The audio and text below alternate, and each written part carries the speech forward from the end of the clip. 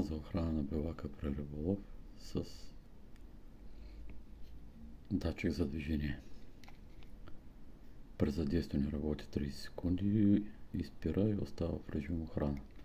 При пускане се задейства сирената за няколко секунди да покаже, че е в работен режим.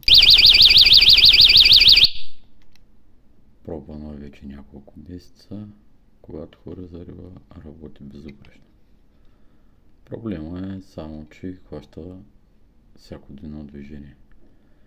Значи, когато го поставям, гледам да няма високи треви, които да мърдат от вятър или дървета.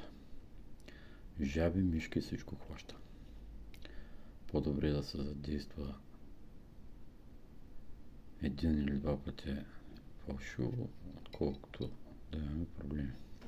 В момента е в работен режим, но работи само нощно време, така че трябва да му осигурим тъмнина.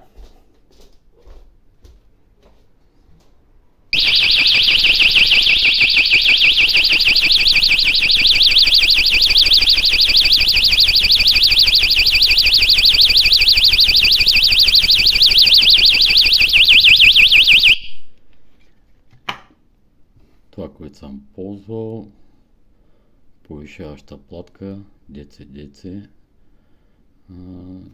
на 10 волта. Иначе прави фалшиви сработване, когато е по-малко от дият, поне при мен виж така. Сирена, датчик за движение и един бутон за включване и изключване.